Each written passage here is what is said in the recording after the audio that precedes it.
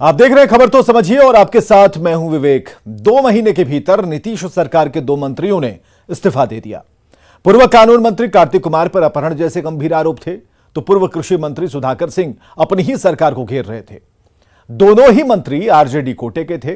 तो क्या सुधाकर सिंह के इस्तीफे ने यह साबित कर दिया कि महागठबंधन के बॉस नीतीश कुमार हैं?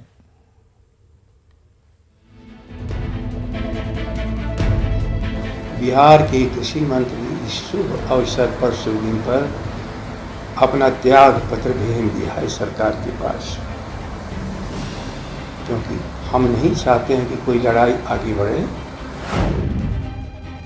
बिहार के कृषि मंत्री सुधाकर सिंह ने अपना इस्तीफा दे दिया है। सुधाकर सिंह के इस्तीफे का ऐलान करते हुए उनके पिता और आरजेडी प्रदेश अध्यक्ष जगदानंद सिंह ने कहा कि आवाज उठाने वालों को त्याग करना ही पड़ता है। बिहार के कृषि मंत्री ने इस प्रश्न को उठाया, लेकिन प्रश्न उठाने से नहीं होता, त्याग भी करना पड़ता है। सुधाकर सिंह ने इस्तीफा दिया, सीएम ने इस्तीफा स्वीकार भी कर लिया, लेकिन सवाल है कि क्या सुधाकर को नीतीश से पंगा लेना महंगा पड़ गया? क्योंकि जगदानंद सिंह जी ने न्यूज़ 18 पे आपसे ही बात करते हुए अमितेश जी, उन्होंने कहा था कि हम इच्छा रखते हैं कि नीतीश कुमार जी दिल्ली जाएं और तेजस्वी यादव जी 23 में मुख्यमंत्री पद संभालेंगे। उसी नतीजे में सुधाकर सिंह का अब इस्तीफा हुआ है। सुधाकर सिंह के इस्तीफे के बाद बिहार की सियासत में हलचल तेज है। बीजेपी जहां इस मुद्दे को गरमाने में लगी है, तो महागठबंधन के नेता इस मामले का यहीं पर पटाक्षेप चाहते हैं। तभी तो जब सुधाकर सिंह के इस्तीफे पर सीएम नीतीश कुमार से सवाल हुआ तो उन्होंने चुप्पी साध ली।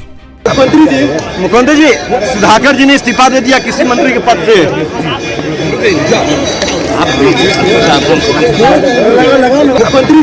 मुख्यमंत्री जी, सुधाकर जी ने इस्तीफा दे दिया किसी मंत्री के पद से।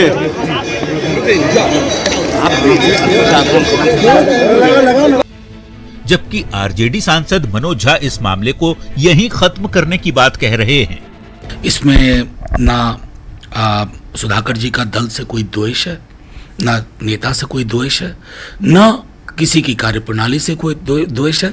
उनको जो कहना था उन्होंने कहा, और जितना हम लोगों को कैबिनेट की समझ है कि कोई भी कैबिनेट मंत्री हो, उसके लिए पर्याप्त स्पेस होता है कि कैबिनेट के फोरम पे वो अपनी बात रख सकते हैं।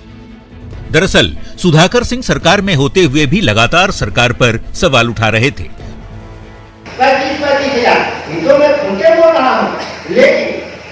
आप गवाही नहीं करिएगा तो कोई नहीं पकड़ाएगा। सुधाकर सिंह ने नीतीश कुमार के ड्रीम प्रोजेक्ट कृषि रोड मैप सहित मंडी व्यवस्था को खत्म करने तक को सवालों के घेरे में खड़ा कर दिया था। सुधाकर के इस्तीफे ने साबित कर ही दिया है कि महागठबंधन सरकार के बॉस नीतीश कुमार ही हैं। न्यूज़ 18 के लिए पटना से रवि एस नारायण और दिल्ली से अमितेश के साथ ब्यूरो रिपोर्ट। अब खबर तो समझिए कि इस्तीफा क्या कहता है। कृषि मंत्री लगातार अपनी ही सरकार पर सवाल खड़े कर रहे थे, सुधार के बजाय सिस्टम पर हमला बोल रहे थे। कृषि रोड मैप को भी निशाने पर उन्होंने लिया था। अधिकारियों की घूसखोरी का जिक्र उन्होंने किया, खुद को चोरों का सरदार बताया था। जबकि नीतीश कुमार ने कृषि विभाग की तारीफ की। नीतीश कुमार की बात भी नहीं सुन रहे थे सुधाकर सिंह, और सुधाकर के हमले से सरकार पर और सरकार की छवि पर एक बुरा असर पड़ रहा था। इससे दोनों पक्षों में खटास बढ़ गई। चोरों के सरदार वाले बयान पर माफी का दबाव था। सुधाकर सिंह माफी मांगने को तैयार नहीं थे। लालू प्रसाद फिलहाल नीतीश कुमार से अदावत नहीं चाहते और सरकार के मुखिया पर निशाना साधकर सरकार में रहना संभव नहीं। अगर इस्तीफा नहीं होता तो सरकार की सेहत पर असर पड़ता और तेजस्वी की कुर्सी पर। हालांकि इसका सुधाकर सिंह का इस्तीफा लालू की सहमति से ही संभव है और एक बार फिर साबित हो गया कि नीतीश कुमार ही महागठबंधन के सुपर बॉस हैं। चलिए आगे बढ़ते हैं। 11 अक्टूबर को जेपी की जयंती है और जेपी की जयंती पर केंद्रीय गृह मंत्री अमित शाह जेपी के गांव सिताबदियारा आ रहे हैं। दूसरी तरफ बिहार के सीएम नीतीश कुमार जेपी जयंती पर होने वाले कार्यक्रम में हिस्सा लेने नागालैंड जा रहे हैं।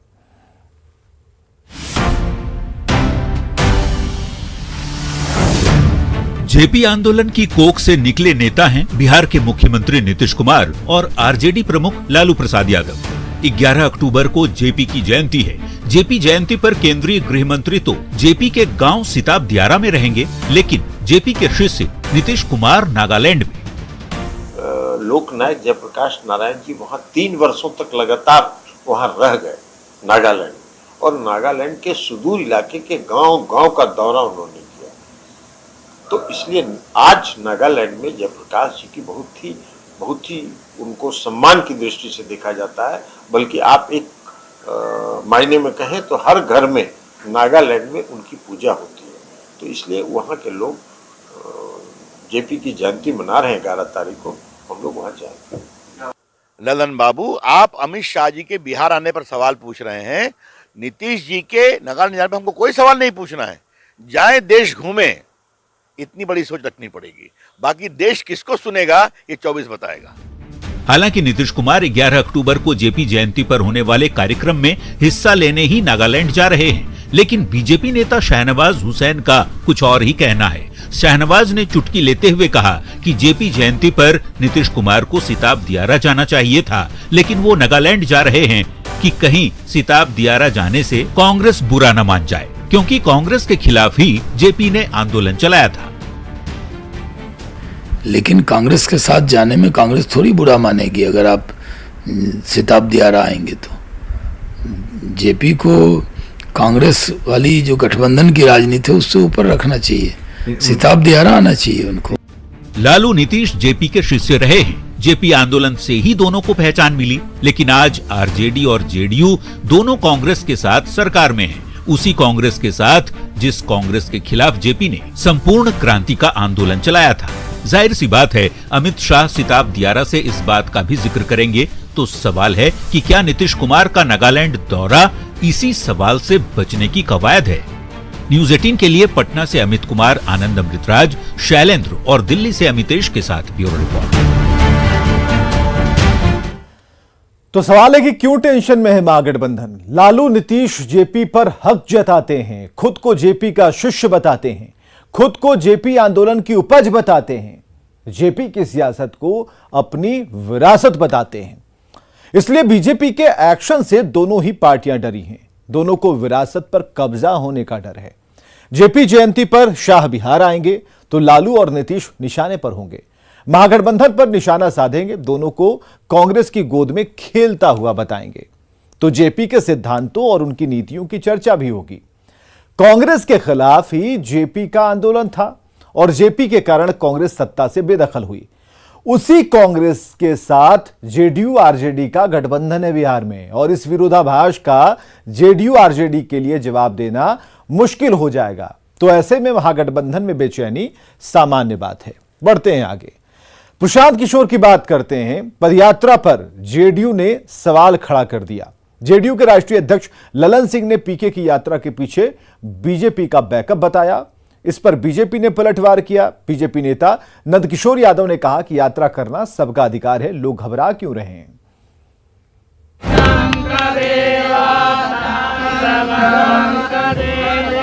राजनीति में अपनी रणनीति का लोहा मनवा चुके प्रशांत किशोर उर्फ पीके ने अब सक्रिय राजनीति में कदम रख दिया है। इसके लिए प्रशांत किशोर ने दिन चुना गांधी जयंती का।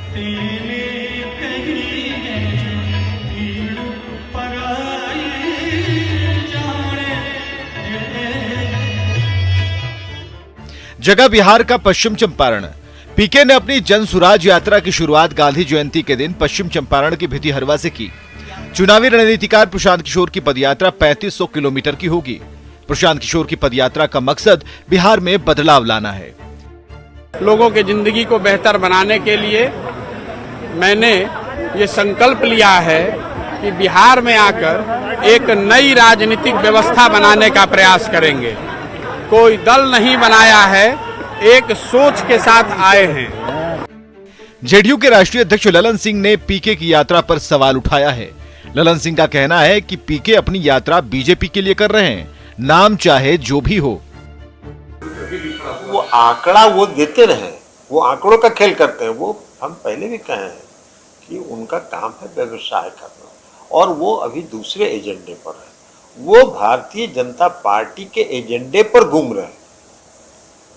भारतीय जनता पार्टी के बिहाफ में काम कर रहे हैं, वो नाम चाहे उसका जो दे दें। भाई आप एक बात बता दीजिए ना, इतनी पार्टियां हैं, हम लोग तो इतना दिन से पार्टी चला रहे हैं बिहार में, आज तक किसी अखबार में कवर पेज में फुल पेज का विज्ञापन दिए हैं क्या? कहां से आ रहा है ये धन? कहां से आ रहा है? कहां है सीबीआई? कहां है ईडी? जेडीयू के वार पर बीजेपी ने पलटवार किया। बीजेपी नेता नंदकिशोर यादव ने कहा कि यात्रा करना सबका अधिकार है। मैं इन सब वाहियात बातों का जवाब मैं नहीं देता। लोग जो भयभीत हैं, लोग जो अलग अलग कारणों से डर रहे हैं, क्यों डरते हो भाई? जनता में जाओ, जनता को फैसला करने दो, जनता निर्णय करने वाली है ना। ये बयान बहादुर लोगों के बयान पर हम कोई टिप्पणी नहीं करते।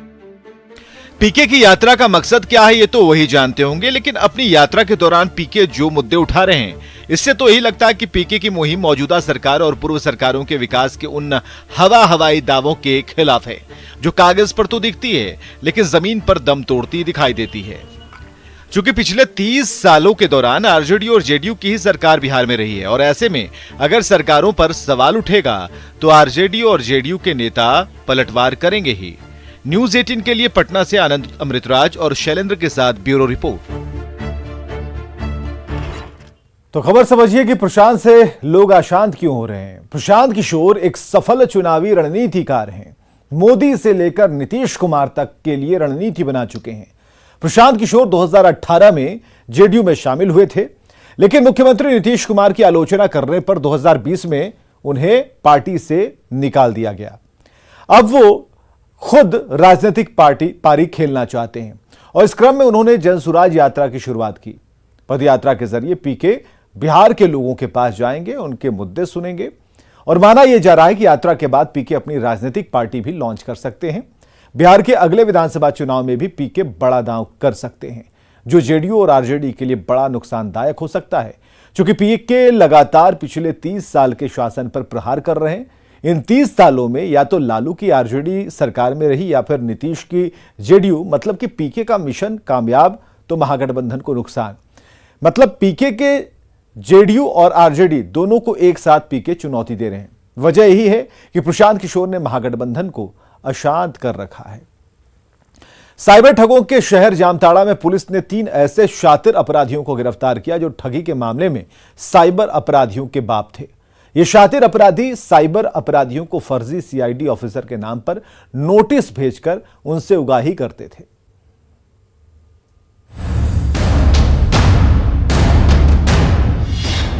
साइबर ठगों के शहर में निकला ठगों का बाप।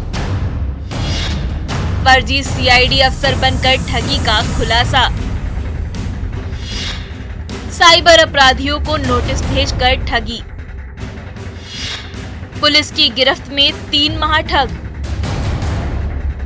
अपने टीवी स्क्रीन पर साइबर क्राइम के इस नोटिस को ध्यान से देखिए, जिसको पढ़कर किसी भी अपराधी के पैरों तले जमीन खिसक जाए।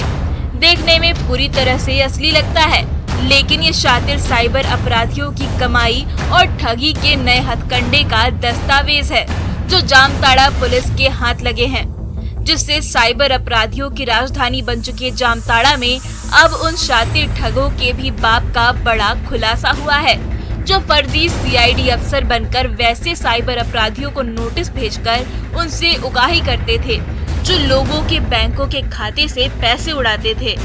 लेकिन अभी तक 2-3 अभी जो लोग पूछताछ कर रहे हैं, लोगों ने बताया कि हम लोग सर अभी तक 1-2 ही व्यक्ति को ही हम लोग नोटिस सर्व कराए। ये वैसे लोगों को नोटिस सर्व कराते थे जैसे बहुत सारे लोग जो साइबर क्राइम में लिप्त थे, अब उन्होंने छोड़ दिया, अब वो साइबर क्राइम नहीं कर रहे हैं और वो कोई रोजगार कर रहे हैं, या फिर साइबर क्राइम में जो लिप्त है, जो उनकी कोई अगर कहीं से उनको जानकारी प्राप्त करके उनको नोटिस सर्व करा। जामताड़ा पुलिस की गिरफ्त में आए तीनों शातिर अपराधी एक से बढ़कर एक है। गिरफ्तार विधान चंद्र सरखेल का राजनीतिक घराने से संबंध है और हिंदुस्तान पीपल्स पार्टी का जामताड़ा का जिलाध्यक्ष है, जिसके पिता भी जाने माने कांग्रेस नेता है। वहीं दूसरा अपराधी कुंदन झा है, जो टीचर्स कॉलोनी का रहने वाला है और एक सॉफ्टवेयर इंजीनियर है, जबकि तीसरा शहजाद अंसारी नीमाडीह का रहने वाला है और कुख्यात साइबर अपराधी है। ये सभी शातिर अपराधी खुद को दिल्ली सीआईडी का अफसर बताकर साइबर ठगों को नोटिस जारी करते थे। कि इसमें स्वयं को ये दिल्ली पुलिस अपने आप को बताते थे और इनका अपने नोटिस के माध्यम से ये शो करते थे, जिनको नोटिस देते थे कि ये cyber crime investigation cell Ranchi को भी इसका संज्ञान है और जामताड़ा साइबर थाना को भी, जामताड़ा पुलिस ऑफिसर्स को भी इसकी इस नोटिस के संबंध में संज्ञान है। ये शातिर अपराधी साइबर ठगों के द्वारा उड़ाए गए पैसे में से कमीशन लेते थे। पुलिस ने इनके पास से जाली नोटिस, लैपटॉप, मोबाइल, 3 बाइक और 26,000 रुपए कैश भी बरामद किए हैं। हालांकि एक कुख्यात अपराधी संतोष रक्षित इस दौरान भागने में सफल रहा, लेकिन इन तीनों की गिरफ्तारी के बाद पुलिस अब इस गिरोह के नेटवर्क को खंगालने में जुटी है। सुमन भट्टाचार्य, न्यूज़ 18, जामताड़ा। खबर समझिए कि अब तक साइबर ठग ठगी किया करते थे, अब इस फील्ड में महा ठग आ गए। ये साइबर अपराधियों को फर्जी नोटिस भेजते हैं। दिल्ली से सीआईडी के नाम पर यह नोटिस भेजा जाता है और नोटिस भेजकर जो साइबर ठग हैं उनसे ये उगाही करते थे। तो ये शातिर ठग पुलिस का भी धौंस जमाया करते थे। जामताड़ा पुलिस ने 3 शातिर ठगों को गिरफ्तार किया और इनके पास से मिले लैपटॉप से ठगी के तरीके का खुलासा हुआ। एक शातिर का पॉलिटिकल पार्टी से कनेक्शन भी है, मतलब साइबर ठगों को महाठग मिल गए हैं। स्वच्छता सर्वेक्षण में गया को बिहार में पहला स्थान मिला, जबकि सासाराम को देश के सबसे फिसड्डी जिले में घोषित किया गया है। इसे लेकर स्थानीय लोगों में निराशा है।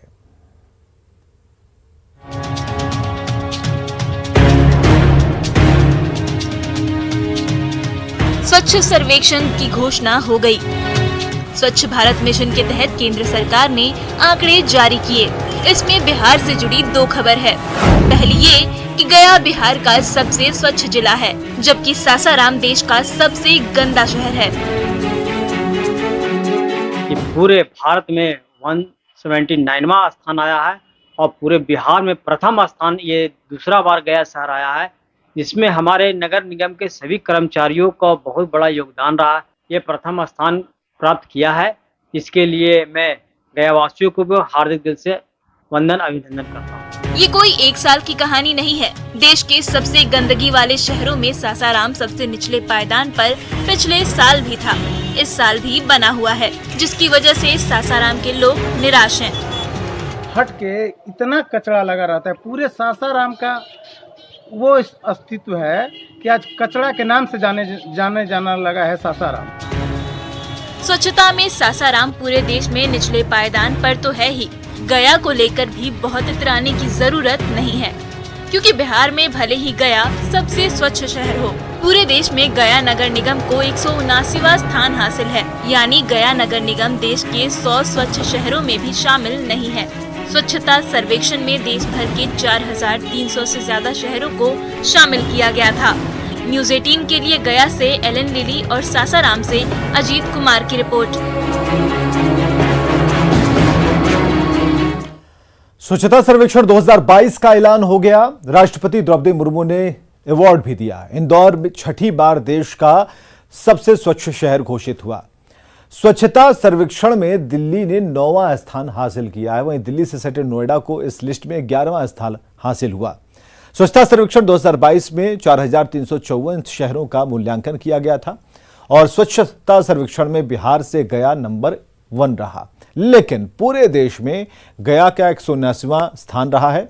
रोहतास जिले के बारे में खबर है कि देश का सबसे निचले पायदान पर ये रहा है, मतलब कि स्वच्छता सर्वेक्षण में बिहार की स्थिति बहुत अच्छी नहीं है। खबरें लगातार जारी हैं, बने रहिए हमारे साथ।